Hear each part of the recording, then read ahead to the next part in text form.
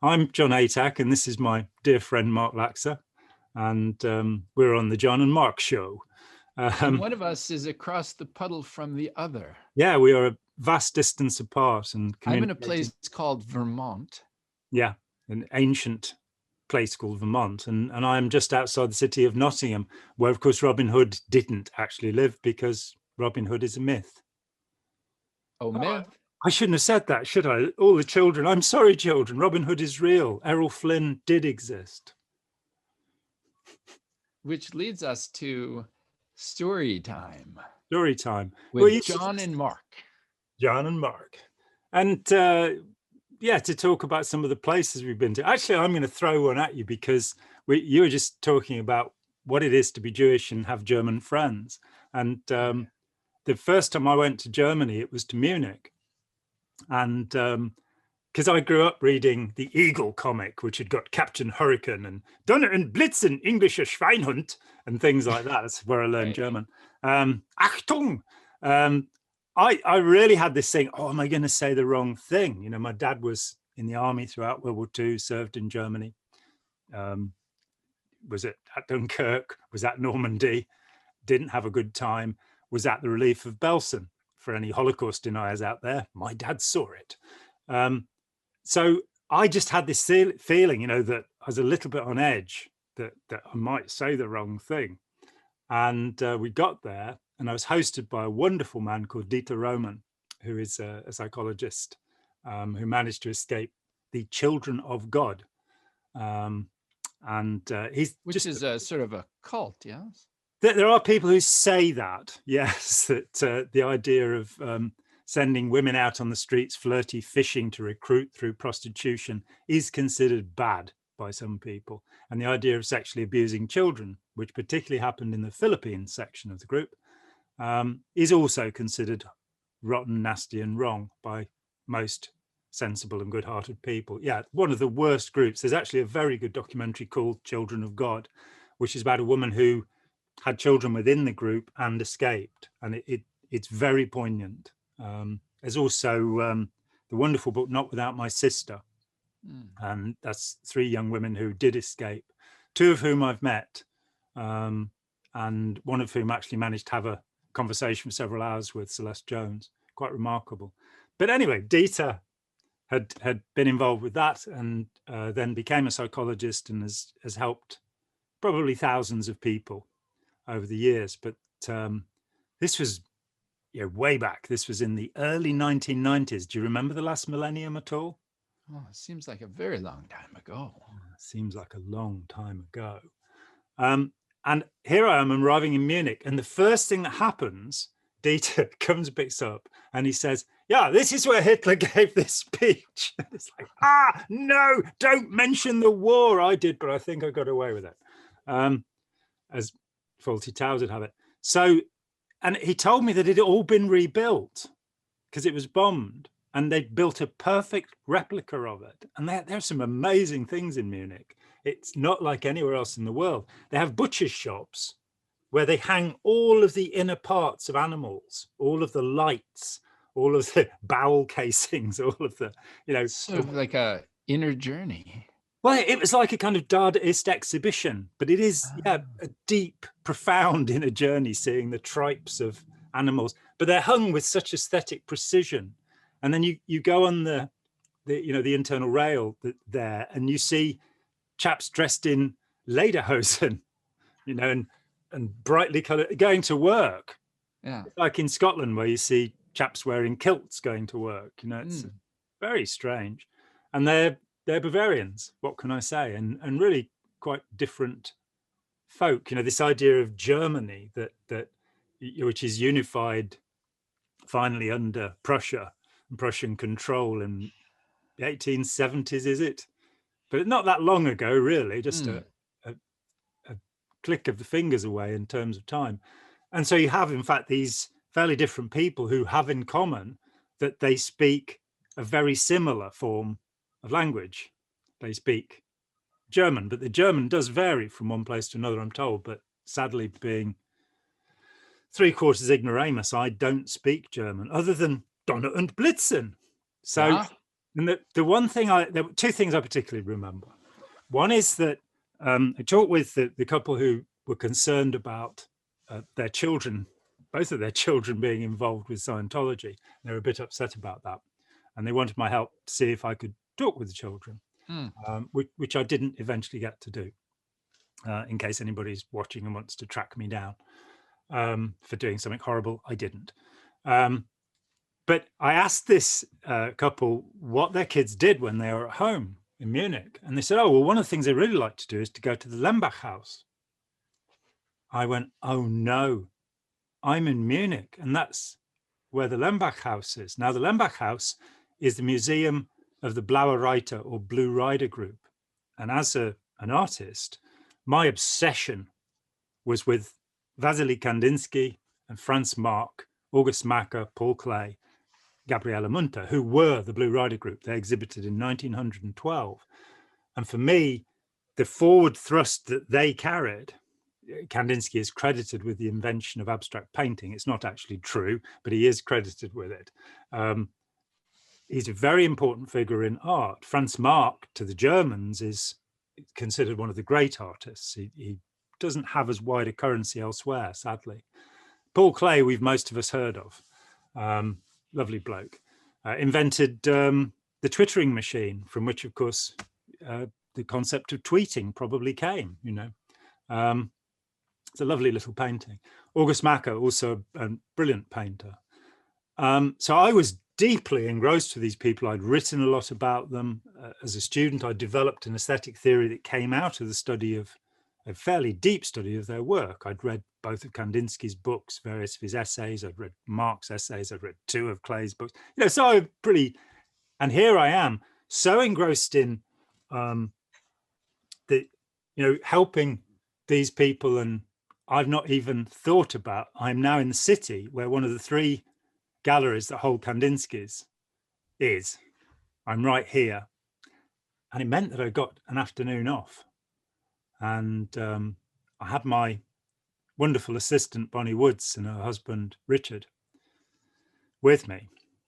And they kind of scooted round the Lembach house fairly quickly, looking for where they could get a cup of coffee, which was their objective.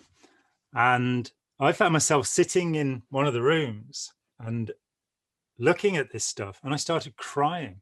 It's like, you know, I've spent all of these years, the last decade or so, I gave up a career as an artist. I had a one-man show in London. I was scraping by, and I was painting exactly what I wanted to paint. Things like this thing behind me, in fact, which you can barely see. But that's what I did. And I developed my own way of doing things and my own aesthetic theory, which disagrees majorly with people who want to exhibit dead cows and sharks and unmade beds and things like that. Good luck to them, I say. You know, the fact that that Damien Hirst has become the first billionaire artist by selling nothing, is amazing. Well done, that man. The emperor has sold his clothes to us all.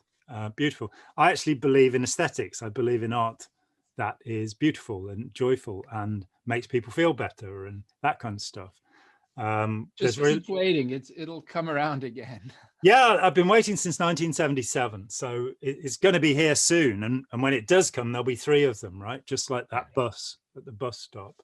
So here I am, and I start weeping because I've spent the last 10 years of my life doing everything I can to help people who've been caught up in this dreadful group and have been exploited mercilessly and enslaved by this group, which I didn't really want to do. I didn't have any axe to grind with Scientology. When I left it, I felt fine, but I could see that I'd been lied to and that people were being harmed. And the more I talked to people, found out how their marriages had been destroyed, how families were not talking to each other, how they'd been bankrupted, borrowing money that they couldn't repay, or how they'd worked a 90-hour week living on a diet of rice and beans for months on end and been bullied and badgered, all in the name of total freedom. It annoyed me. So I did that instead, wrote, let's sell these people a piece of blue sky. which remains the only history of the Scientology movement. In fact, I think it's the only history of any post-Second World War group, destructive cult. People don't tend to do that. They tend to write about their own experiences, which in your case was extraordinarily relevant, as you were right at the heart of Frederick Lentz's Rama group. But so I'd done all of this stuff, and here I'm sitting, I'm weeping while Bonnie and Richard are having a nice cup of coffee. And because I'm going, this is what I wanted to do. I didn't want to spend my life talking about Scientology. And here I am 37 years later, after leaving it, still talking about it. I wanted to do this. I wanted to be an artist, a writer, a musician. And then, because I'm statistically minded, a thought struck me. Now, Vasily Kandinsky, the leading light of the Blue Rider group, painted just over 600 oil paintings. And by this time, I'd painted more than 1,000. And it just struck me that I'd not actually stopped working. My studio was, I'd built a system so that I had my computer, a little painting studio behind me, my drum kit in the room, so I could move between things. And I carried on working. And so, that was my heartening experience from Munich.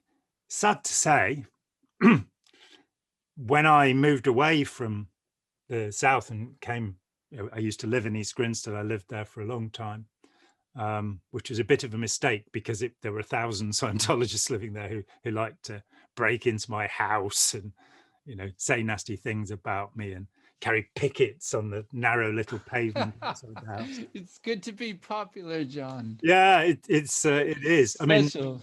I mean, Berlin was the strangest thing. I did a conference in Berlin and about 50 people with placards calling me an anti-religious hate campaigner. Isn't it good to be loved? Yeah, but you see, the thing was, they're calling me an anti-religious hate campaigner.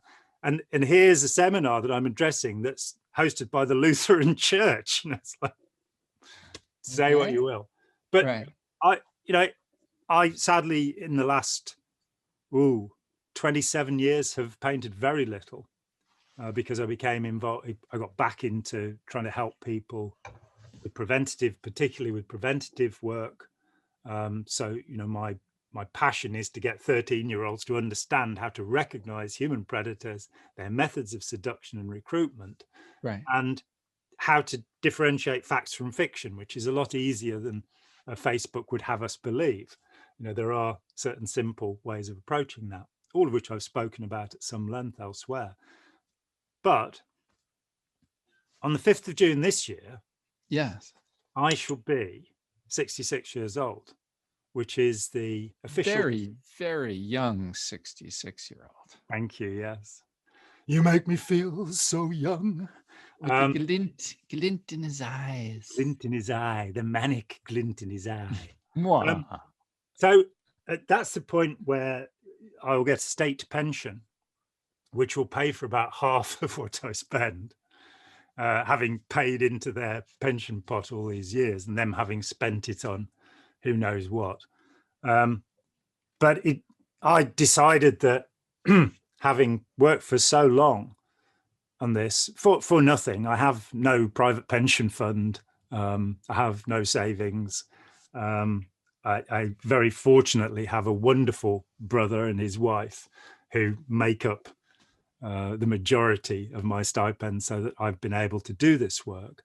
But there's no contribution from the public, I'm afraid to say. So if anybody would like to, get to PayPal right now or Patreon, this ATACK, and it's JON. It is JON, short for Jonathan. Yes. My daughter, when she was a little girl, when told that John was short for Jonathan, started dancing around and pointing at me and going, John is short for Jennifer, John is short for Jennifer. And nothing would dislodge this thought from her mind. She got you there. Yeah. Good gosh. But people should make the checks out to John, not Jennifer, yes? Yes, Jennifer. Okay. Jennifer is just a pseudonym, Yes. Like Marcel Duchamp had a character called Rose C'est la vie, which is his female alter ego. I don't have one, but she would be called Jennifer if I did. And I'm going to paint, I'm going to record music with my two sons. Oh my gosh. So you're coming back, if I could be so bold as to interpret, Yeah. you're coming back full circle, full cycle back to the artist who you've always been, and incorporating all of the lessons that you've learned along the way of educating people and helping to cult proof an individual, a community, or a nation. And hats off to you for doing that work. Unfortunately, that sort of work doesn't often get recognized or paid for, but good for you to come back to your artwork. What a beautiful story. Yeah. And I have 2 novels in print. I have 2 more novels ready to print. I, of course, have made a translation of the Dao De Jing, which I absolutely recommend. If it's a phenomenal piece of work, which doesn't expect you to worship anything, but does stimulate thought. And it carried me all the way through Scientology and beyond. I read it when I was 17 and have read about 50 different translations of it and many commentaries. And eventually I translated it character by character from a wonderful book made by a man called Jonathan Starr. And I definitely recommend it just as a fascinating way of thinking. Yeah, so to put in a slightly different way, I think what you're saying is you can go on a spiritual journey, such as through that book or the wisdom of that book or interpretations of the wisdom that are found in those pages and poems, without actually being in a cult. In other words, there is a safe way through it all, as opposed to someone saying, this is a bit hypothetical here. You could say, oh, you were in a destructive group, or your leader turned a bit naughty, and therefore all magic is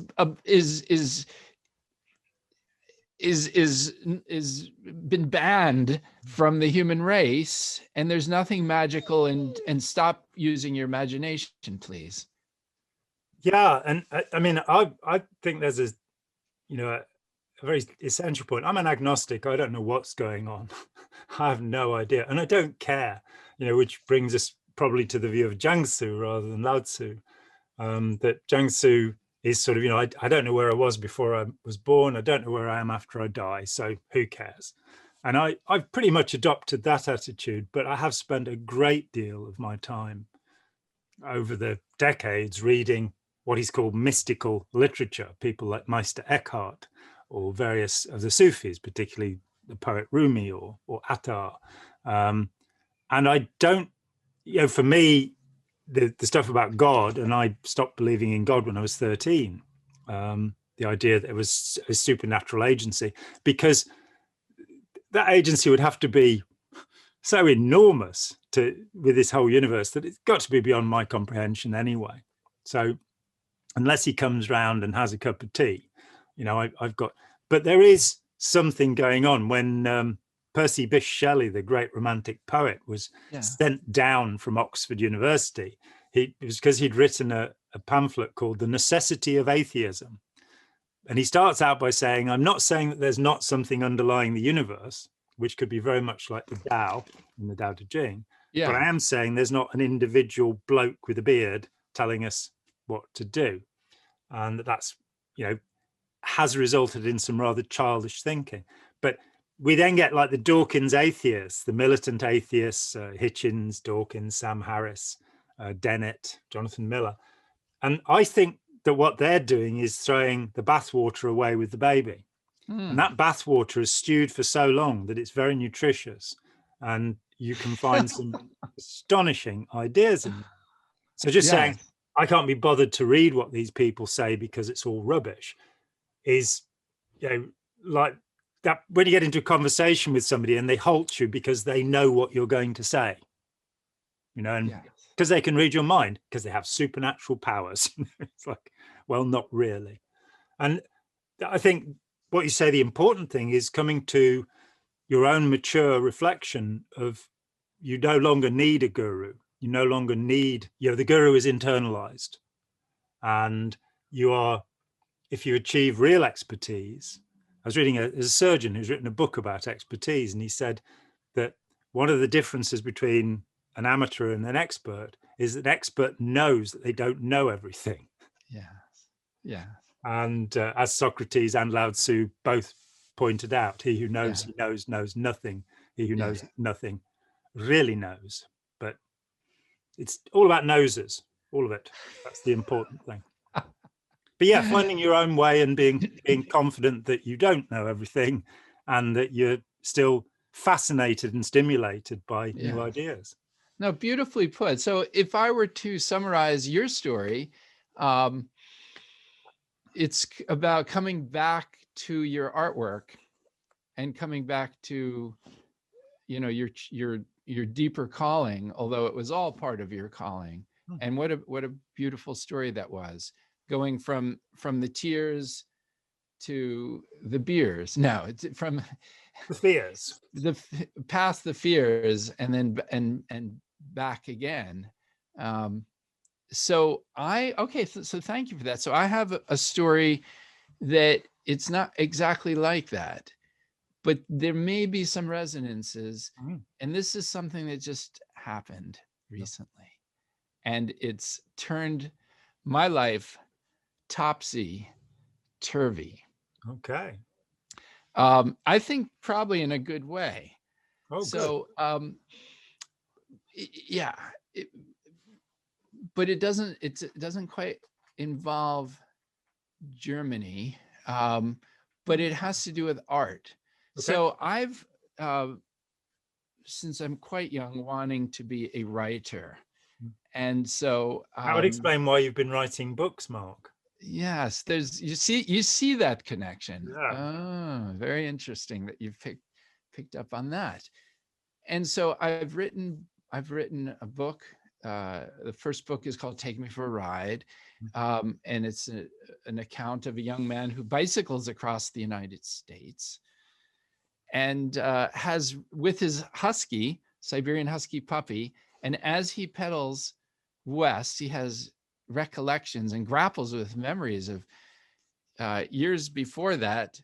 So the young man bicycles across the country with his puppy and grapples with memories of when he had gone as a Westerner to the East. So East and West come together and are threaded through this nonfiction account. Yeah. For which I was later sued $30 million. So that was my first. I was never sued for quite that much, but I was sued 10 times. Yes. It just shows that you're making some kind of impression on people, including attorneys. The second book was called, it's sort of a continuation of a journey, a spiritual journey. It's called The Monkey Bible.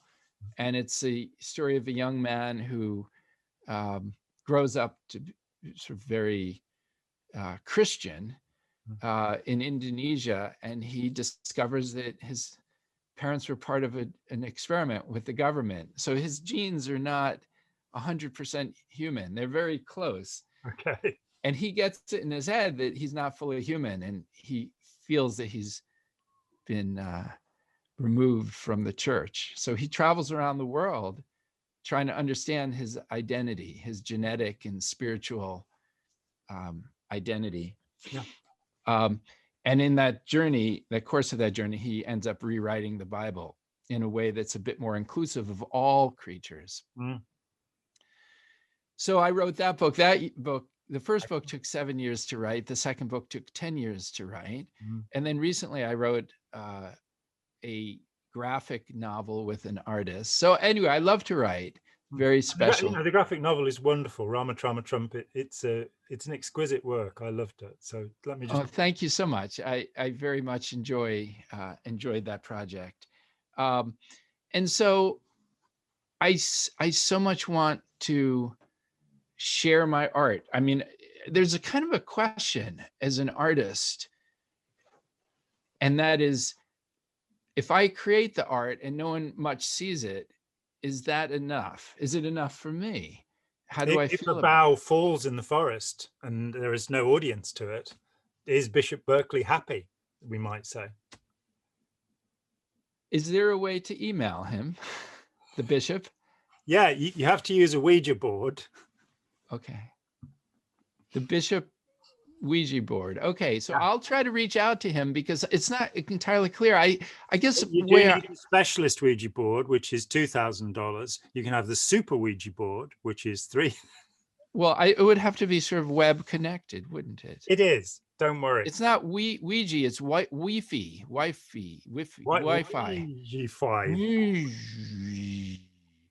And so, I guess my sense is, I would like, if I spend 10 years on a project that I feel has relevance and can help people in some way, I sort of want the book to get beyond, let's say, 5 of my friends, or my parents' friends, or 15 of my friends, or even past the level of friends. And maybe that's a big ego thing, but it's part of me, and I feel that. You do know that the story of Confucius, that the Analects was written. By the time he died, Confucius had traveled everywhere he could around China, and nobody would adopt his ideas. There were various kingdoms in China at that time. It's before the unification. And so he went to his grave feeling that he was a complete failure. Oh, no. And he had, I think, 5 disciples. And the Analects is, of course, the most successful political philosophy ever written. China, for 2,500 years, has based its systems, including the contemporary system, upon the Analects of Confucius. So it may be that the moment you have to wait a bit. Yeah, just wait until you're dead. Get your Wi-Fi Ouija board ready, and we'll tell you. Can I get one on Amazon? No, it's exclusive to jonatac.com. Yes, of course. That's not Jennifer, it's Jonathan, as I recall from our earlier bit. Yes, so no, it's all kind of fitting in, and I appreciate the Confucian point, because I can wait. But so all this is sort of running, and I'm currently working on 2 books, writing 2 books, and just sort of pondering what it means to be a writer whose works, actually my first book, Take Me for a Ride, Coming of Age in a Destructive Cult, it's one of the earliest books put up in its entirety for free on the internet. So that has achieved some spread out there in the world. My book, A Piece of Blue Sky, was put up for free on the internet, but not by me and not with my permission. And consequently, thousands of people have gone and read it. And it's an expurgated version. It's missing 60 passages, and it's got a chapter missing. And it pisses me off thoroughly that people think they can steal my, something that took me 6 years and I got sued into bankruptcy over, that they can just put it up and say, oh, this is a free thing. No, it isn't. If you find it on the internet, write to the people and say, this is illegal, stop it. And for every hit you've had, pay $2 to jonatac.com, or actually Jon Atac Family and Friends is a better place to go on YouTube, which is where if your Ouija board is hooked up to Wi-Fi, then I think they could just send you the money. Use PayPal Ouija. Indeed. So, wow, that's incredible to know that. And yes, I did read your book last night on the internet. How much did you want? $2? $2 for every reading. Is it? But John, is that $2 or is that £2? It's $2. Okay, I can handle that. £1.37. Thank you. So here I am, surrounded by my books.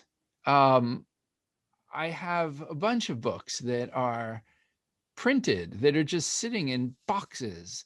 My second book and the first book, if you were to add up all the boxes, I think, let's just think about it. The first 2 books, I have 14,000 copies sitting around. Not 14,000 boxes, I'm sorry, 14,000 books. That's quite a few books. It's a lot of space to have to heat each year. Is there an address that people can go to buy this book? Yes, it's called jonatac.com. he gets a cut. There is, in fact, a site called jonatac.com, but it was abandoned in 2005. It has paintings and writings that I did in 2003 2005. Right. Then my webmaster turned around and said he wasn't going to do it anymore. And it's been floating in space. So sadly, we can't actually collect anything through that, but we can through this channel. But there must be some way of ordering your book, yes? Yeah, I'm sure there is. No, you need to tell people. But this is not a sales pitch here. This is a story. The mystical route, we will give you the key which allows you to buy Mark's book. Let's see, where can you go to get these books? You could just email mark.laxer, Laxer, @gmail.com, or go to Amazon or something like that. And how much? Go to your library. Better yet, go to your library and order it through there. The Monkey Bible or Take Me for a Ride. But again, this is a story, not a sales pitch. Please send $15. Oh, sorry. Press the subscribe button now. If you want a piece of blue sky, how much a piece do you want, and how big is it? Yeah. Right. And in fact, if you don't send us money, we're going to get a bit blue. So they are in fact priced. If you look at the cover, this cloud costs $5. This cloud, and this is the version to buy. The one that's got this cover on here is a pirate edition. The publisher, Kensington Press in the US, pirated it.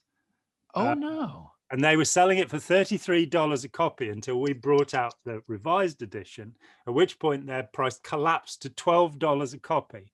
And they were offering me 5% of the $33. So they were making a clear $21 profit on every copy. So I think that's very naughty. And it's not blue sky either. It's a cloudy, stormy, horrible sky. You know, what can I say? Is that what you would call irony?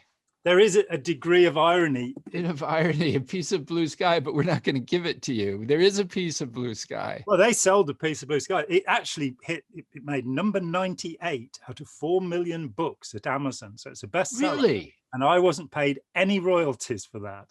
Wait. 98 out of 4 million? Yeah. Do you realize it's fascinating that we're talking right now, because you were 98 and I was 3,999,092. What a coincidence. I was not at the very end. The very last one was my third book. That's what happens when you give your book away free. It doesn't sell a lot of copies. It doesn't sell a whole bunch, does it? People also don't value it much. So to continue with this story, what happened was, so I'm in this situation where I'm a writer and I love to write, and I'm just sort of pondering, what does it mean to get my story out? And about 3 weeks ago, I got an email right out of the blue, and it said, "Take me for a ride," I think was the subject. And it was from someone named Jill Mazursky. And it was a very brief email. It said, "Hi, Mark. I'm a film producer in Hollywood." I may not have the exact wording right. It might have just said, "I'm a film producer." And did you say, "And I want to buy 14,000 copies of..." of Jon Atac's piece of blue sky. And she said, I was wondering if anyone has optioned your first book. Here's my cell number. Look forward to talking with you soon. And the part of me, John, that really wants to be a sort of writer that doesn't just go off into the mountains and say Om and stare at the mountains and just love my words, but actually wants to do all that and go out to the mountains and say Om and reach an audience. I thought, wow, a Hollywood film producer is contacting moi, little Marky in Vermont, which is, by the way, one of the United States, in case you know. Well, that's what Vermont, people in Vermont say anyway. Well, we do say that. And the people of New Hampshire, I don't think they're quite clear on this, but yes, we are one of the states. Yeah. And I immediately contacted a dear friend of mine who actually wrote the rock opera that goes along with my second book. My friend Eric, who's an incredible musician and with whom a you do a dear friend. podcast, which everybody should go and have a listen to. Yes, he and I run a podcast called Take Me for a Ride, which we're currently reading books about the Armenian genocide, which we'll be discussing at the next podcast. Very important topic, I think. Yeah, so it is a very hugely important topic. So we have 11 podcasts out and we'll be working on the 12th one. Right. So I contacted my friend Eric and I said, whoa, Jim, hey, dude, check this out. And he immediately said, well, that's exciting, possibly, if it's true, but I would be very cautious because to me, it has a sort of a smell, maybe. Just send $2,000 and we will consider your... $2,000. And Mr. Laxer, what is your credit card again? You will become a prince in Nigeria. Yes, the Nigerian girlfriend, and you have won the Dutch lottery. Exactly. And your computer is going to crash if you don't give us. But you have 3 minutes to think about it. But don't feel pressured. No pressure. There's no pressure at all. No pressure. You've got 2.5 minutes now. And if you feel pressure, maybe it's a pressure from Prussia. It could be a Prussian pressure. And the pressure is probably a sign that the process is working. The pain. The process. No pain, no gain, you know. If we're trying to make an impression on the process from the pressure from Prussia. The Prussians are feeling blue. A piece of blue. Then this could kind of meander off. It could just keep meandering. Exactly. Well, that's exactly what I was thinking. And I thought about what my friend Eric said. And I did a bit of research on this person whose name is Jill Mazursky. And she actually is a film producer from Hollywood. What a scam. Seriously, what a nerve. I was hoping for a decent scam so I had to get a better story out of it. Instead, you're stuck with this one. Sorry.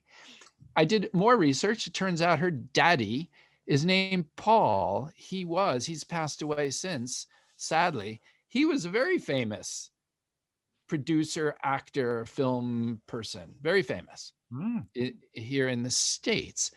Jill is well known and she's done documentaries, she's done films. She's not as well known as Clint Eastwood, but she's, in certain circles, people know who Jill is. Even I'm not as well known as Clint Eastwood, and I live on Eastwood Road. I have absolutely nothing to say to that. There's no answer, is there? Completely speechless, sort of like the Tao. He who speaks does not know. He who knows, knows. Okay. Well, I'm just thinking of the innards of your earlier story, and I'm just keeping my innards inside. Yeah, visceral. Maybe too visceral.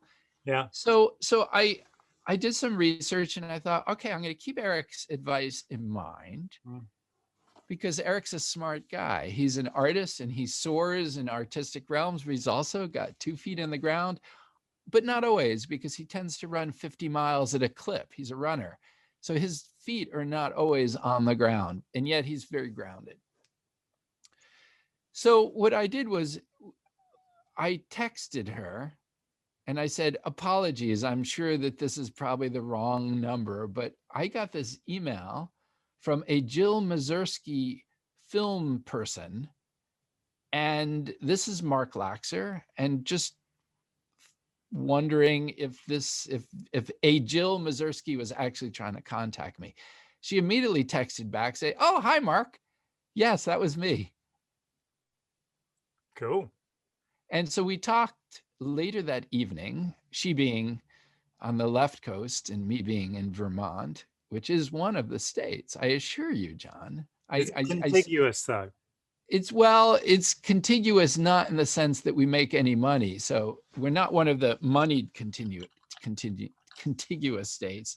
But for the people who don't make money, but think of it as contiguous maple syrup.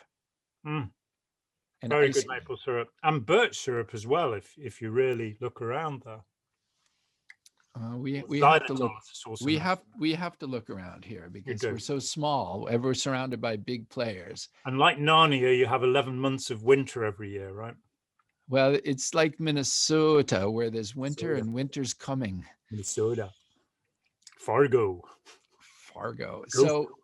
So she and I got on the phone. I said, "Well, Jill, before we get started, please prove to me that this is not a scam." Which I thought, in deference and all respect to Eric, my dear friend, who often does not have 2 feet on the ground because he's running 50 miles, I thought I should really ask how, She said, I've never been so insulted, and hung the phone up. Well, no, she could have done that, but so I was like, prove to me that you're no fool, walk across my swimming pool. But it turns out that she was very happy to answer that, and she told me all about my first book, which she'd read, and her business partner was on the phone as well, and her business partner had read it. And I thought, if this is a scam, they've spent quite a bit of time reading a free book, knowing a lot of the details of Take Me for a Ride, coming of age in a destructive cult. And then I came to realize in talking with her that this indeed was Jill Mazursky, the film producer whose dad is super duper famous. And she wanted to know about my book. Now, this gets into the artistic bit, which your story made me think of. And that is, I was thinking, wow, my book that very few people have read, or maybe quite a few because it's been on the internet for free since 1993. But if you have a Hollywood film, maybe more people would read it and get the story out. So we had this long talk, and they loved the book, and she loved the book, and her friend loved the book, and they all loved the book. And we're talking about the person the book is about, which is me, and also this cult leader. And we're talking about Rama Frederick Lenz and all the politics surrounding his group that still, in weird ways, is still out there today. God bless them. And we talked about all this, and it was really deep, and it was a beautiful, powerful discussion. I'm seeing all this potential of like becoming an artist that people actually know about their art. And wow, like this is a real door that seems to be opening, possibly. It's like kind of like being William Blake, only somebody paying attention, which they didn't very much when he was alive. And he's now, of course, considered one of these supreme artists. Or Vincent van Gogh, who sold one painting, The Red Vineyard, in his lifetime. And the week that he made the front page of Le Mercure de France, one of the main art papers, he shot himself in the stomach. So watch out for that. You know, if the fame suddenly gets too much, if you've got a gun there, point it at something other than your own body. Remember that. Right. And that's sort of like, be careful following your gut feelings. Yes. Be careful about shooting a hole in your gut, because it will be very painful indeed, which is the thing that Vincent hadn't. He'd cut off his right earlobe and managed that. Right. But that's a whole different thing. It is. Yeah, it is. Yeah. It meant he could make pictures of himself with a bandage on. Yes. But the shooting oneself in the stomach, a whole different story, which takes us back to Sylvia Plath. But that was our last discussion. But in either case, John, we got to the part of the discussion that you're probably anticipating. And that is the part of the discussion where I said, because there were two wonderful people on the phone, I said, ladies, this is the part of the conversation where the two of you will wish to hang up on me. I'm saying this to these two Hollywood. So is this where you sang, buddy guys, show me the money? No. This is where I sang U2's The Streets Have No Name. No, I didn't do that at all.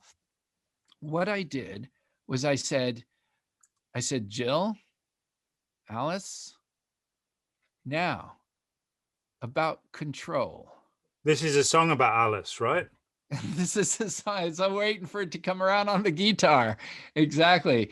Do, do, do, do, do, do, do, do.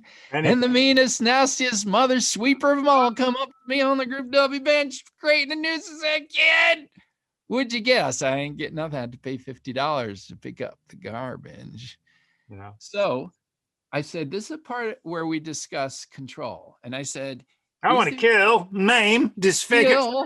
Kill. I got blood and vein on my teeth. And father rapers and mother sweepers and this. And of course, we're quoting from an Arlo Guthrie song called Alice's Restaurant, if in case people are thinking we're absolutely losing which everybody should go and listen to, and which has very little to do with the movie Alice's Restaurant, for which it was meant to be the theme tune. It's a beautiful, beautiful song, though. Absolutely, it's a fabulous song. So I said, this book of mine, Take Me for a Ride, means a lot to me. And I did get sued $30 million over it, but it's my story. And I interviewed dozens of, it's not just my story, I interviewed dozens of people to make sure that I didn't go overboard in my storytelling. I wanted to be fair to the cult leader. Yeah. I wanted to be fair to the people in the community. I didn't want to diss spirituality. It was sort of walking to talk about Somerset Maugham's novel. I was walking along a razor's edge. And that was my journey in not just what I lived, but in the sharing of the story of what the heck happened. Yeah. And I took the book to New York City publishers, to Simon Schuster and Little Brown and all the power people, and not all of them, but some of them. And they looked at the book and said, "Oh, this is pretty well written. Oh, how interesting. A cult. We would want to slice and dice it in a certain way. We're going to take out the bicycle trip." And I went back to my parents' house. I talked to my dad and I said, "Take out the bicycle trip." And he looked at me and it's like, that's the soul of the book. And that's like Zen and the Art of Motorcycle Maintenance without the motorcycle maintenance. Right. Or Motorcycle Diaries in a taxi. No. If you'd seen that movie about Che Guevara, it's just a brilliant movie. I think I can't believe I have, actually. It's a while ago, but it's so worthwhile seeing Motorcycle Diaries. Yeah, about Che Guevara when he was younger in Argentina or somewhere. Yeah. About what influenced him. Yeah. Brilliant story. Yeah. So here I was thinking, I'm saying this to Jill and her friend. It's like, this book and the presentation of it for me is pure. It's sort of like the first, or think of it as the fourth, but the first one that came out. The first Star Wars movie with Luke and Obi-Wan. It's like, this is beautiful. This is not commercialized, although people might think Star Wars is, but this is just art. This is art. This is more like THX 1138 if we're going to go with the George Lucas. Yeah, exactly. This is really pure. This is a pure expression of my soul. This book was my healing. I didn't go to exit counselors and deprogrammers and stuff like that. There's nothing wrong with that. There's a lot of wisdom of people who understand the psychology of cults, and those people are absolutely fabulous.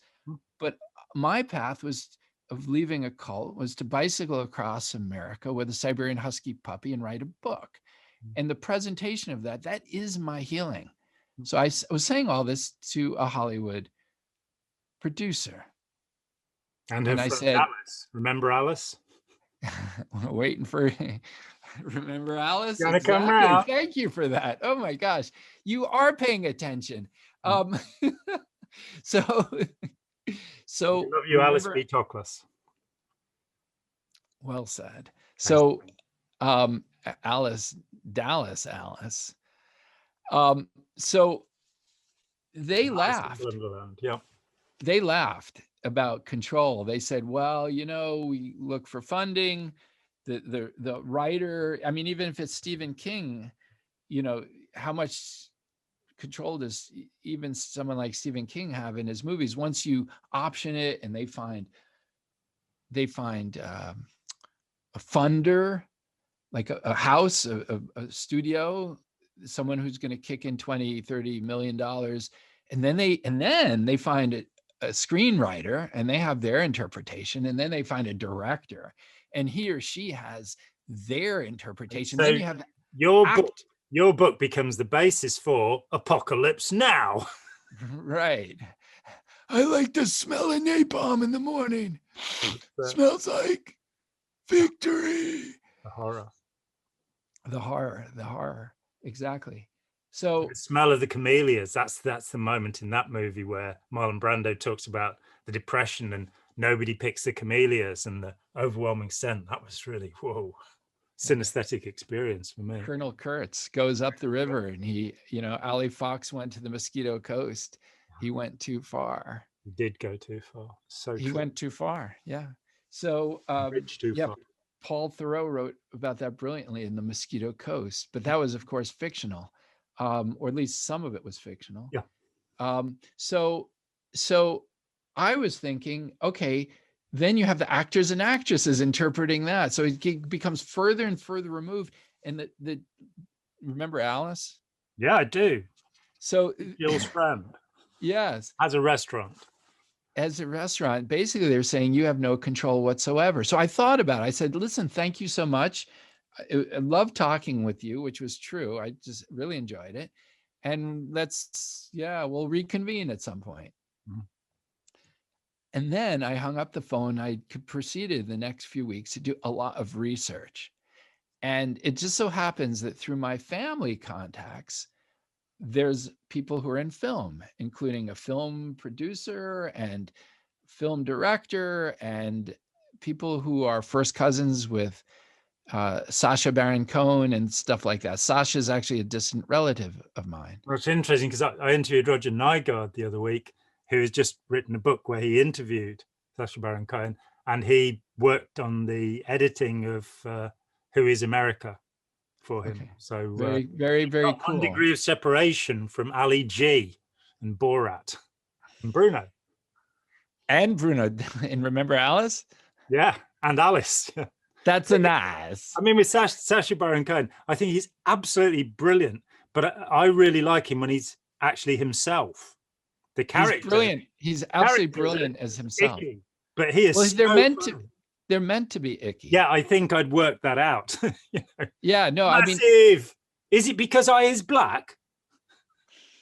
I think he's I think he's on the Mark Twain level. He's a brilliant satirist who is holding up a mirror to the dark underbelly with his menstruating daughter in Borat. Yes.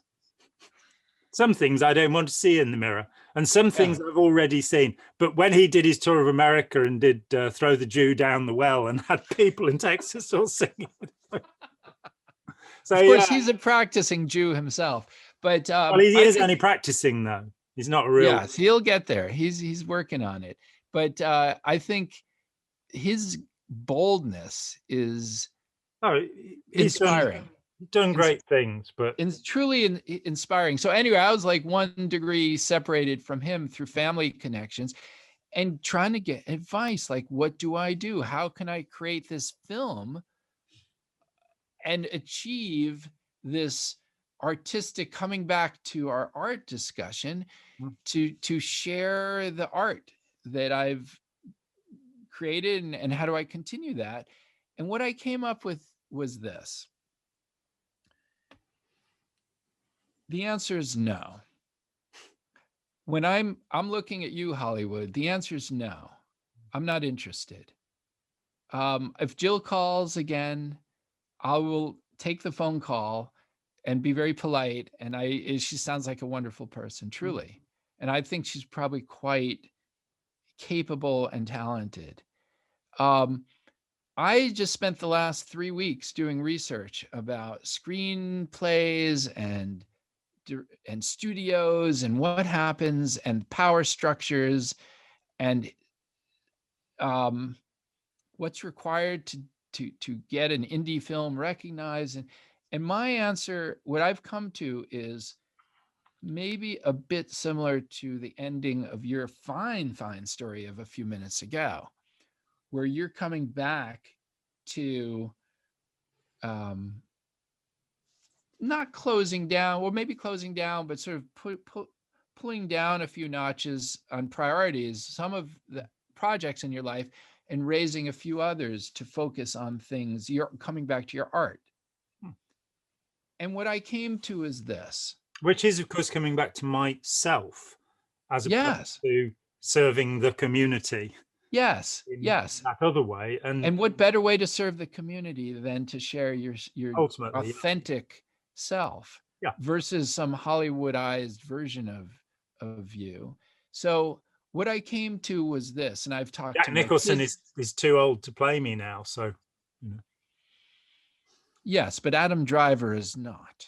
Yeah, what a thought. That's how I was seduced. I was told by some of these people, oh, I see Adam Driver as the cult leader, and it's like very seductive to hear that. Yeah, this is what they do. Oh, absolutely, yeah. Let's Adam Driver would be brilliant as the cult leader, and I don't know who would. Anyway, so what I came up with is I'm going to create the film on my own. I'm cutting Hollywood out, and if I'm just going to keep it pure, and I'm going to film the film in my barn and make sets there. I've got a huge barn. It's like an airplane hangar. It's 72 feet by 30 feet, 8 feet wide by 45 feet up, with stages and balconies and hippie vans and all sorts of stuff. So I'm going to just keep it pure, keep the art form pure, and create a film and be creative about it, and try to attract people who don't need $3 million to do every little tiny thing.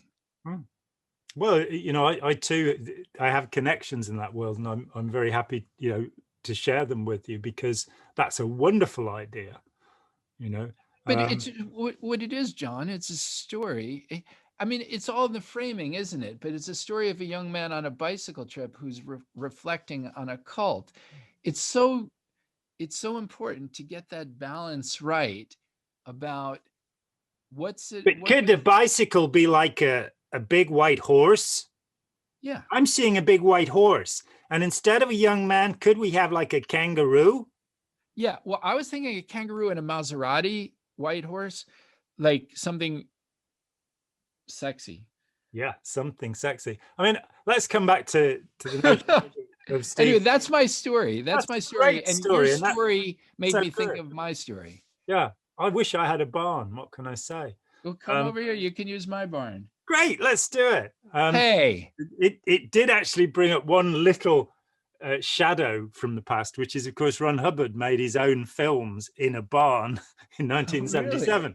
But he was a mean bastard. And I'm just working on it. I'm not quite there yet. This guy, Harvey Haber, the first negative interview I had quite by accident after I'd left Scientology, when I still believed in it all. And this guy came over in November 83 to meet the UK independent Scientologists. And he was with David Mayo, who's like the big name and all of this.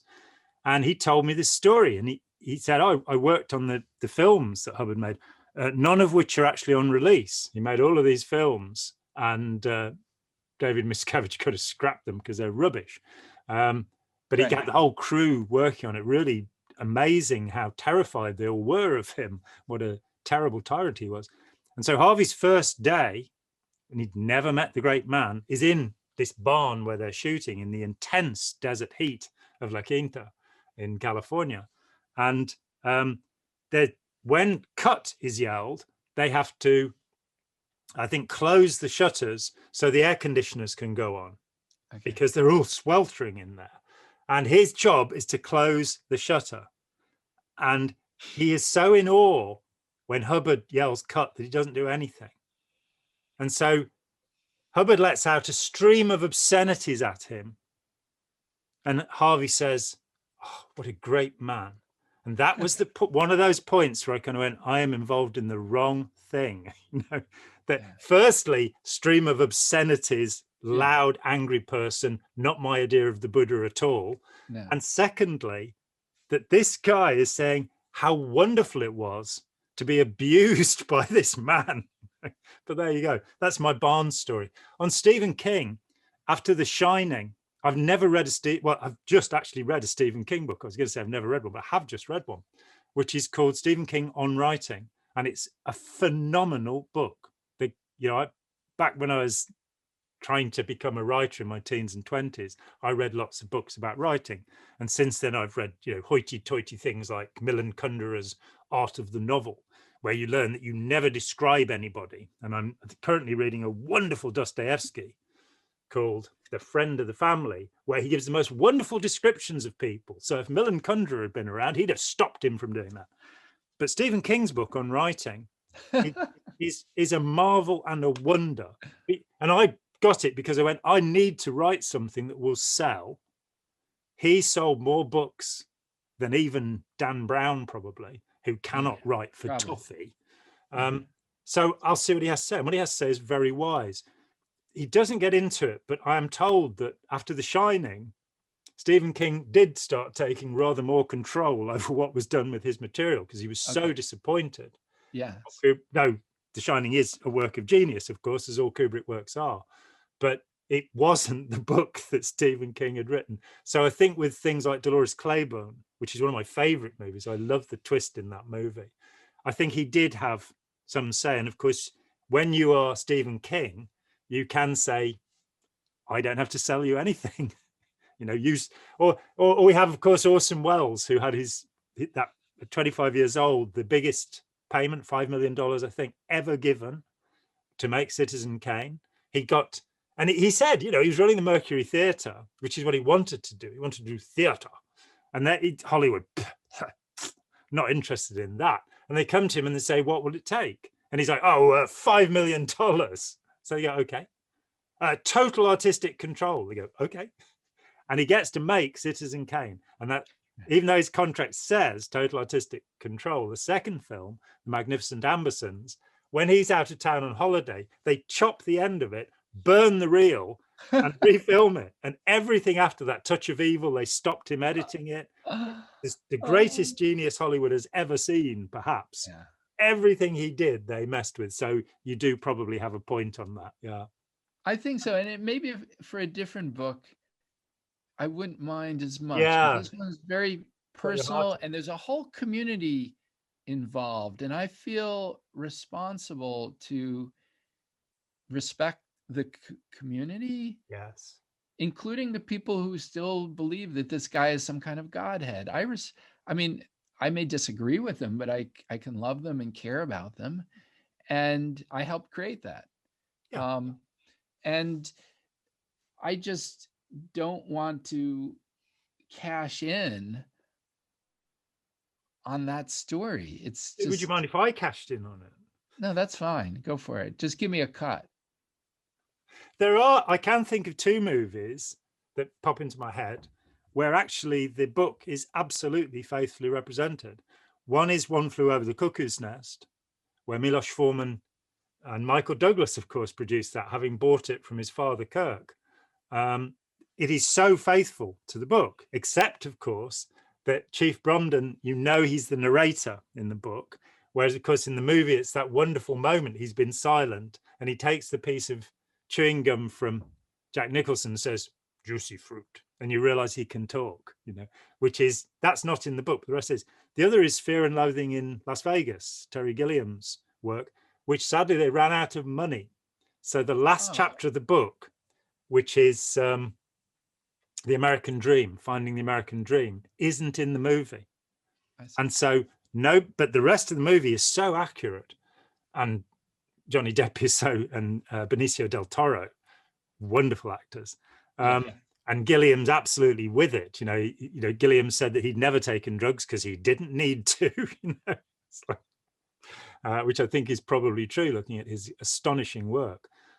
But the last chapter, which is missing, is where Hunter S. Thompson actually finds the American dream after all of that searching. But sadly, it's been razed to the ground. It used to be a diner.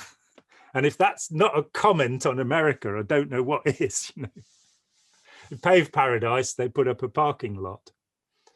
But so it can happen. So it can happen, but that's few and far between. Terry Gilliam would maybe like to come to your barn, and any of the pythons are welcome, full Monty. I do know a brilliant cinematographer who's made a lot of documentaries. And yeah, well, the nice thing is across from my barn, I've been building sort of apartments, getting ready for people to come and work on this film. So people can come work on the film. They have a place to stay in beautiful Vermont. The barn is not heated, so it'd probably be like a 2 or 3, maybe 3 season operation. But to be honest, I'm just working on the screenplay now, so it's not really ready to be filmed or anything like that. Brilliant, absolutely brilliant. And what's seriously, John? What's the rush? Yeah, you'll only have a certain number of years to live. Okay. Right. Next question. Next question. Right. I very nearly had an option on Blue Sky. I was paid over a period of about a year. I was paid £7,000 for various interviews, and in 1988, before the book came out, I was flown. I was over in LA, and I was flown up to Montreal. And Ben Corridon, who wrote L. Ron Hubbard, Messiah or Madman, was trying to pick my brains yet again just before publishing. He's a cheeky man. And he said, oh, yeah, this Ron Lee guy, he's working for them. He's going to kill you.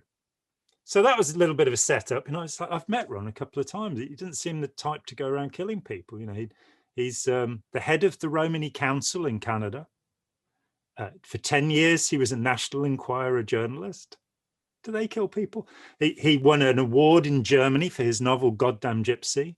He, in 1968, made a brilliant little documentary, which I saw, which is why I say it's brilliant, about the mistreatment of Romanies in Canada. He just didn't seem, but I get to Montreal. I thought I was going to Montreal. I'm told that I've arrived in a place called Montreal, which is a bit suspicious. I'm told that the temperature is -14. I don't say, is that Fahrenheit or Celsius? You don't need to. It's just horrifying. It's cold. And get in the car with Ron, who picks me up from the airport, and we drive forever. I'm going, oh no, he's going to take me out somewhere and shoot me. And in the journey, he says, do you know the song Suzanne by Leonard Cohen? And I said, well, everybody in our generation knows that song. He said, she's my assistant. Yeah, I went to school with Leonard Cohen, and Suzanne you'll meet her tomorrow. So that was quite interesting. I fell madly in love with her. I think everybody who met her did. I was 33, she was 46 at that time. She danced flamenco for me. She was an amazing, remarkable woman. Did she bring you tea and oranges that came all the way from China? Of course she did. Of course she did. I thought she would have. But when I knew for certain that I had no love to give her. And Jesus was a sailor. Did he walk upon the water? He walked upon the water, and he spent a long time watching from a lonely wooden tower.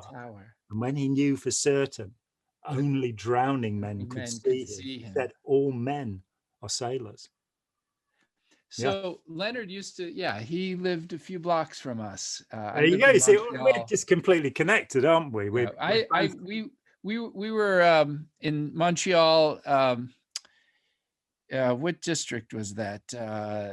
It was right at the bottom of the mountain, right by Saint Laurent, and Leonard lived a few blocks from us. Yeah. So I did, I think, 11 hours of teaser film. You know, they'd flown up a line producer from LA. This was my first contact with the film world. And the line producer didn't have the vaguest idea who I was or what Scientology was. So after about 20 minutes, I said, look, I'll just monologue.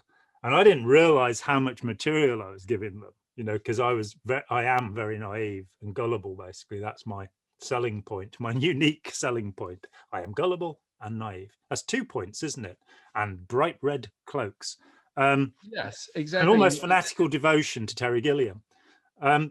In our red robes. And it's all going along swimmingly. And I'm told, right, well, we'll option this for $130,000. You'll get half of that. The publisher will get the other half. And I'm going, that sounds nice. And I come back to England, not having been killed. You know, notice that. Not yet. Not yet. Ron Lee was incredible. He made scale models of medieval ships for museums. He played the oud, and as I say, 10 years as an actor. I mean, you want to meet somebody like that. That's just great, you know. Yeah. And Suzanne thrown in for the, you know, wow, what an incredible, and seeing the old quarter of Montreal, eating in a Russian restaurant there. Fantastic, wonderful 3 days of my life. But I get home, and a month so later, I get a phone call, and it's Ron Lee, and he said, "Oh, sorry, the backer's in the hospital wing." And I went, "Wing?" He said, "Oh, didn't I tell you? Yeah, he's in prison. He's a mafia don." So no money for that one. And apparently the mafia were rather annoyed with Ron Hubbard for various things where he'd imagine why. Gypped them out. Well, part of it was in Clearwater that they were due to buy the buildings that became, you know, the Fort Harrison and the Jack Tar, that became Scientology. And he'd moved in as I think he called himself the United Churches of Florida for that particular scam, you know. And so they were annoyed with him. And so there's kind of a balance here between wanting to use the power of media to get your story out, getting a New York publisher or a Hollywood film producer or some big backing to get your story out, versus if you go down that path, what will happen to your story? What will happen to the message? What about the tone? How will people feel when they see that? What images will be in their minds when your story is done? Versus you have artistic control and you set the palette and you set the storytelling and the priorities and the entire message, and 3 people see it and everything in between. And there is such a balance, isn't there, that, you know, it is this, you know, it'll be 38 years this year since I left Scientology. Scientology itself, the 9 years, which was, you know, I had a really good time. I wasn't enslaved. I didn't work for them. I wasn't a live-in member.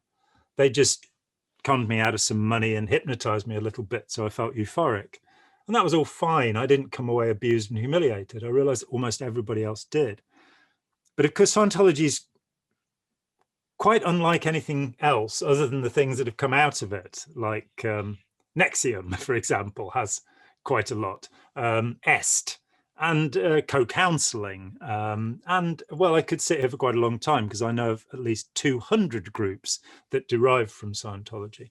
But in itself, if you look at something like transcendental meditation, you've got 2 techniques. You've got chanting the name of a demon or deity that's meant to be a secret.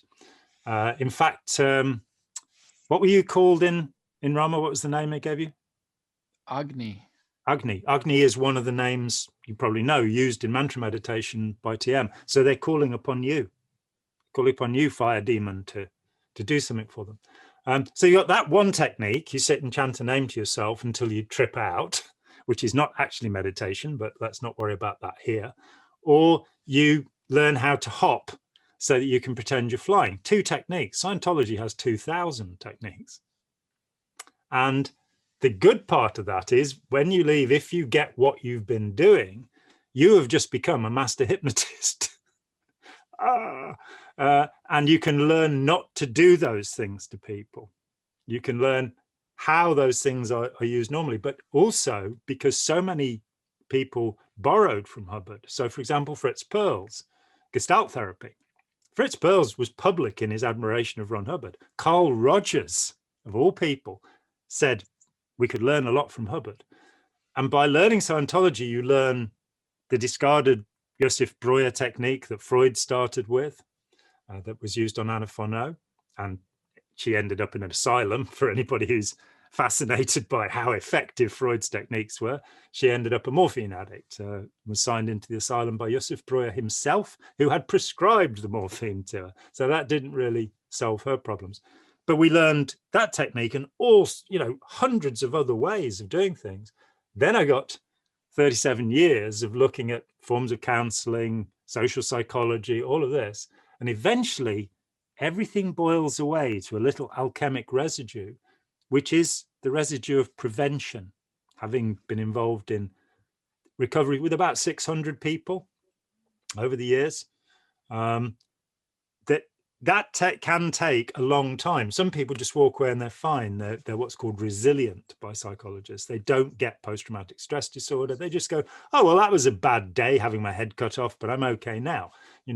Other people, and you can't actually cut somebody's head off. I am kidding about that. Don't try it at home. But other people will take very nastily to the little splinter they got in their finger, and it will take them years. It can take years and years. And of course, if you've been traumatized, it never does actually go away. You can be reminded of it. And, the trauma is generally, it lasts, it's not as deep, it doesn't hurt as much, and it doesn't last for as long as time goes by. But you may still shed a tear when you remember the loss of a loved one in the past. That's normal, that's okay. But that recovery period takes a long time. You can proof somebody up against becoming involved in an authoritarian group or relationship in a day. And that's what gets me, that I've spent the last 10 years trying to give this away and say, just take it away. This is what human predators look like. You can tell. This is what their recruiters do. Here are the methods. And this is how to tell facts from fiction. And the interest in the wide world is entirely minimal because people know that they can't be tricked. They know they're invulnerable. And if you thought you could be tricked and thought you were vulnerable, then you wouldn't be able to function in the world if you didn't trust your own perception, if you didn't trust your own interpretation. So you have to get round that somehow with your preferably average 13-year-old and teach them these things, teach them how to see these things in the world so that they won't be taken into an abusive relationship, whether with an individual or a group. Getting that over. So the sad part of the story is that on the 5th of June, if anybody wants to send me a birthday card, I will no longer be available free of charge to give people this stuff. I've said it often enough. It's been on this channel since the week it started, which was nearly 2 years ago now in May. And when you look at the views, what people want to see is the scandal story about Scientology, which gets thousands and thousands of views. But to give them a little piece of advice that could absolutely transform their lives, it's some seed falls on stony ground, I think a bloke once said, So, or was it some stones fell on seedy ground? It's something like that. That it's, and Lao Tzu says it in the Dao De Jing. My words are very simple to understand. Why do people not want to hear them? And getting through that problem, and that comes back to the Hollywood thing. That by the time the movie's made, it's one of those awful films about cults that teach us nothing other than the people in cults are idiots. Correct. And thank you for that. That's something I don't want to be behind. I want to be associated with. No. And I could feel it happening in slow motion. I could feel that that's what people will want to make. Yeah, it's what has been made repeatedly. That one film after, there's a Harvey Keitel, Kate Winslet film. I can't remember the name of it.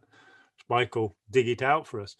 That it's just nothing to do with it. I won't get into more recent things, but there have been some very good things. I think Seduced about NXIVM is extraordinarily good. I haven't seen The Vow yet, but Sarah Edmondson, who advised it, her book Scarred is wonderful.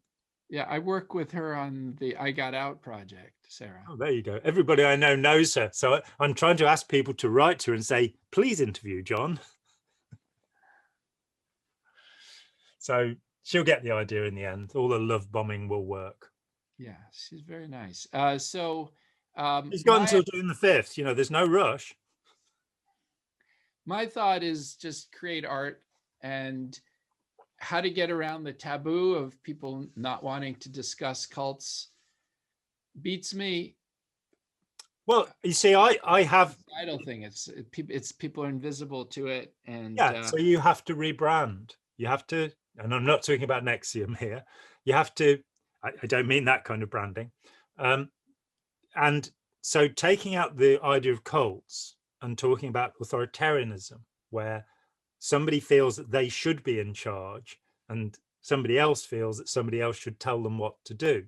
And then moving over, I love this expression that's being used in Hong Kong at the moment, which is pro-democracy, because that's what it is fundamentally, that we're saying we want people to be able to take their part as mature adults in a society and to help in a collective consensual decision-making process. At the moment, that's not possible because the majority of people are authoritarians.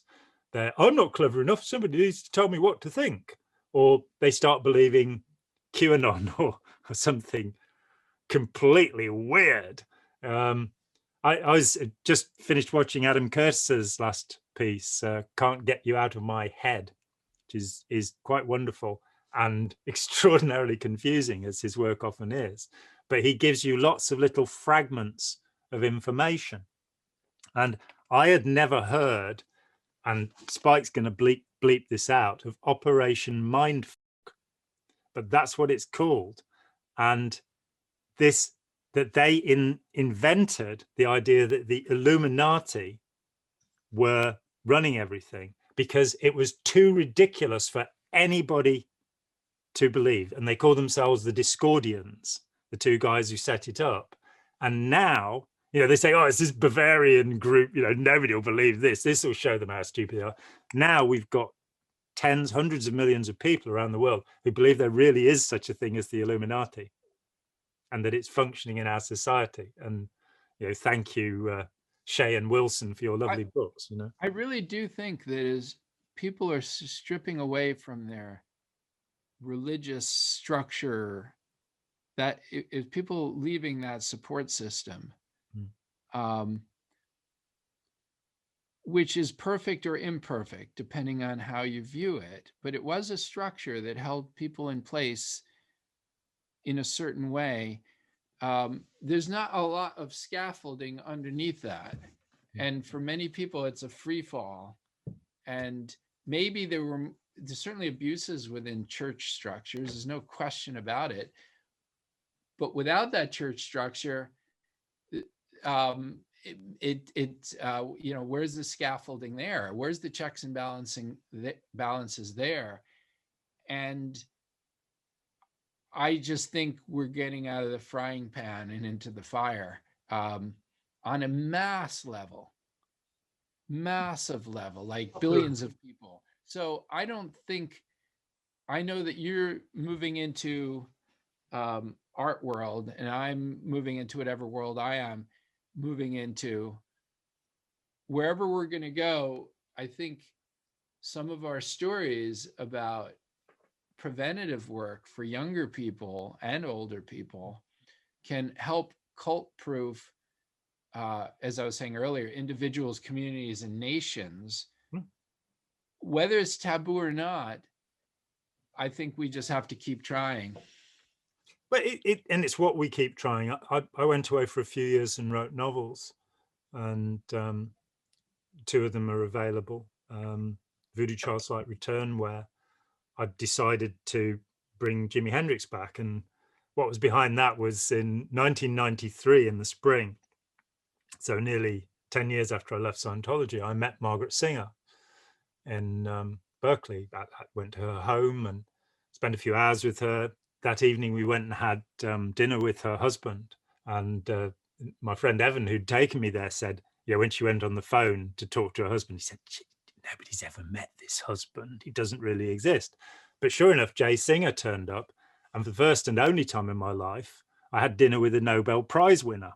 Nice. Yeah. He was one of the inventors of fMRI.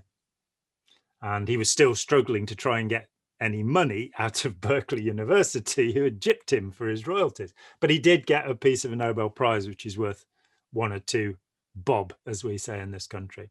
Those are shillings, bob, which we don't have anymore, but, you know, he had a few bucks out of it.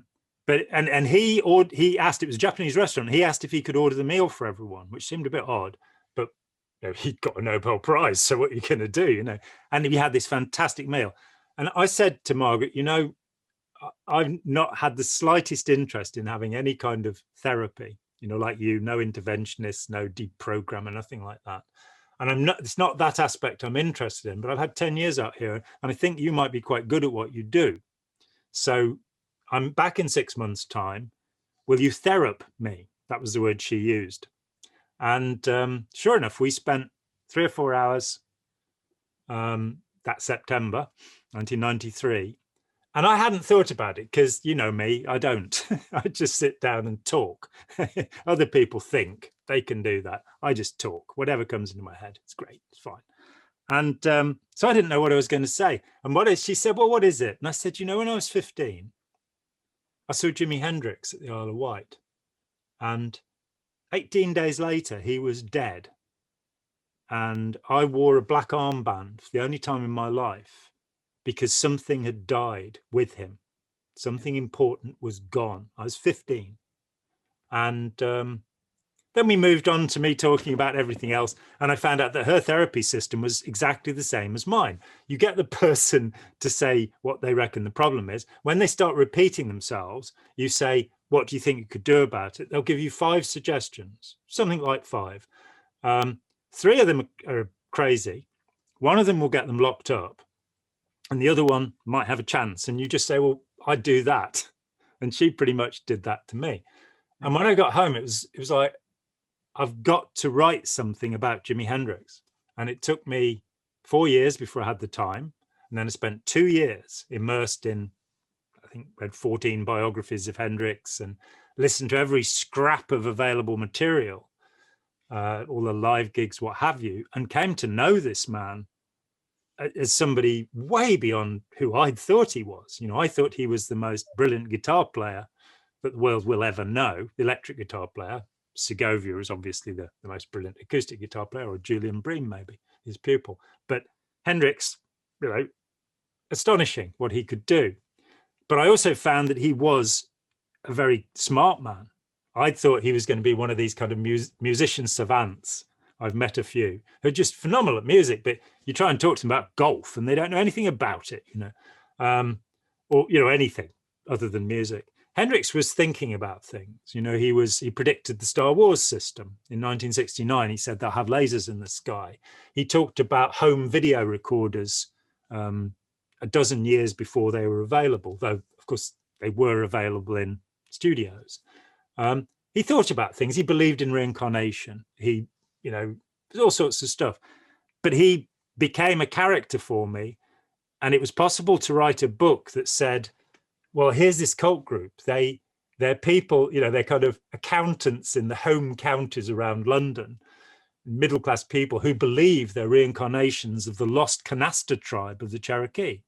Because, of course, Hendrix was 1/8 part Cherokee. He was also 1/8 part Irish, which nobody ever seems to mention. He was also, for 18 months, a paratrooper in the 101st Airborne, the Screaming Eagles, which people don't tend to talk about either. So he wasn't a hippie or any of that stuff. But it was a way of writing about the dynamics of authoritarian behavior and the strange things that people can come to believe, and a lot of Cherokee mythology, which was great, good fun, you know, learning about that, putting that in a book. Then wrote a book called Halcyon Days, which is also published, about some kids in an art college at the time of psychedelia. So when Pink Floyd are coming through, they form their own band. And that too has a little cult involved in it. And I wrote these things, and I, you know, as with Take Me for a Ride, Blue Sky went to 50 publishers, 11 of whom said they'd like to publish it, but they knew it wouldn't make any money because they'd be sued. In fact, Neville Spearman, the head of Neville Spearman Publishing, who'd published The Mindbenders by my friend Cyril Vosper and sold 108,000 copies, wrote to me and said, we didn't make any profit. And he signed off Death to the Evil Cult, which for a 70-year-old in a pinstripe suit from Savile Row was quite interesting. But, you know, you get into that problem. So the thought was, how can you get it into the public? And I think that is happening. Things like The Path, for example, which has its absurdities, but it does deal with cultic dynamics. It does deal with the way that relationships develop. And I think that in the same way that Freud influenced so much of 20th century film with his nonsensical ideas, you know, and all of propaganda, of course, through his double nephew, Edward Bernays, who was both his and his wife's nephew, which is a bit weird, that Bernays went, let's talk about sex, you know, and which actually isn't the motivating thing and isn't the big selling thing. Campaign magazine, I think it was, did 100 best adverts where they showed that only 11% of them had any sexual reference. 50% had friendly comedy, which is the thing that, that's what we do, isn't it? You know, friendly comedy. So we should have millions of people tuning in and saying, oh, they're such friendly comics, those two men.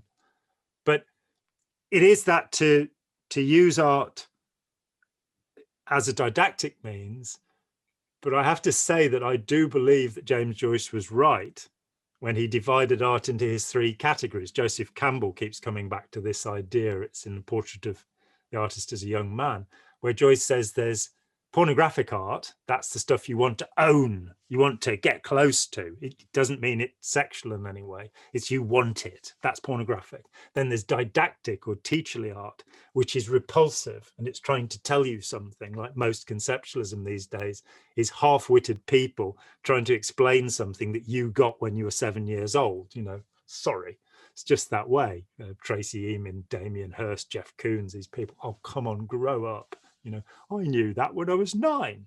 But they're going to tell you, you know, Tracy Emin's had a thing of trying to teach young girls that they shouldn't drink.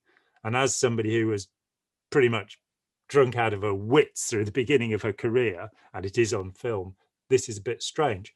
But then there is a third form of art, and that is transcendent art. So you don't move away from it or towards it. You can't move.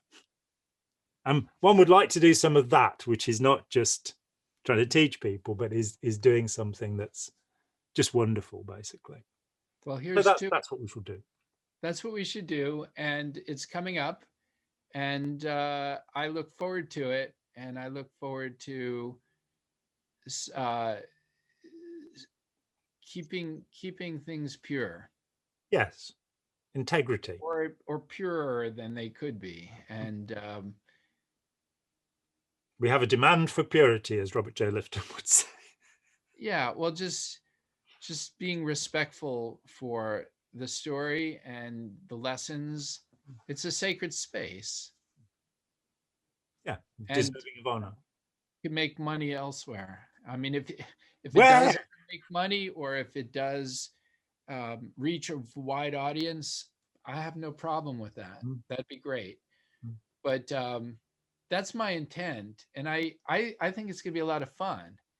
You know, I think back at some of the films that have really, Jon, have affected me in a good way. I think about Peter Weir's films, The Last Wave, and, you know, this biography, we were talking about Motorcycle Diaries, and there are ways. Picnic at Hanging Rock, didn't he? Oh, wonderful, wonderful. And I was watching something of his the other week, and I'm trying to remember what it was, but yeah, Gallipoli or Dead Poets Society. I don't know. There's some directors really get it. Yeah. So Terry Gilliam.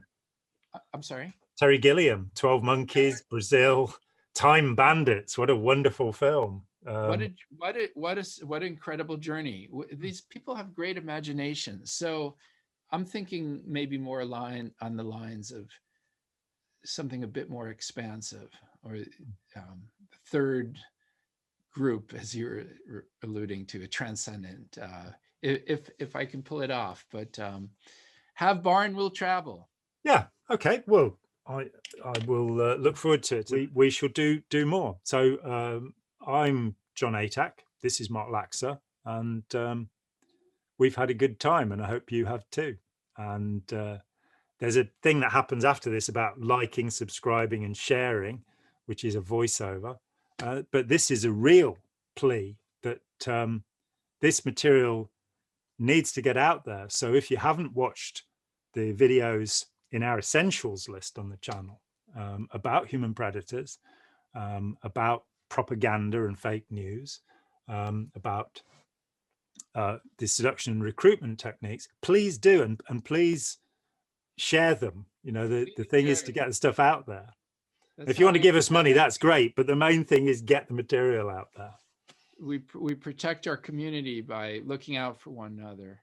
We do, and we believe in community, whereas authoritarians, people, and I'm going to say it, like Donald Trump, they're just protecting themselves and, you know, Jared Kushner. And Jared Kushner is not somebody worthy of protection, given the awful predatory way he's behaved towards tenants in his buildings. So if Jared Kushner's watching this, I just want you to know, you need to reform. Hey, he's Jewish, isn't he? So he could become a reformed Jew. Hey. I'm not even sure what that takes, but you know, he could join the United Reformed Christian Church as well if he wanted to convert. But you know, how the man dares suggest that he has any religious principle, given the way he's hurt people. He does. It's called the Church of Power. It is. I mean, I was fascinated to find that Nixon, when he was figuring whether to bomb Cambodia, phoned Norman Vincent Peale, the man who wrote The Power of Positive Thinking and was Fred Trump's pastor, and the man who taught Donald Trump how to be a predator, because that's a kind of religion too. But we've already gone past the point where we said goodbye, so we better say goodbye. Thank you very much for watching. Hi, Jon here. Thanks for watching. We'd appreciate it very much if you would click like, as well as subscribe, and click the bell for notifications. Every dollar helps, and we welcome new patrons on Patreon, or you can make a one-off payment with any currency through PayPal. Thanks so much.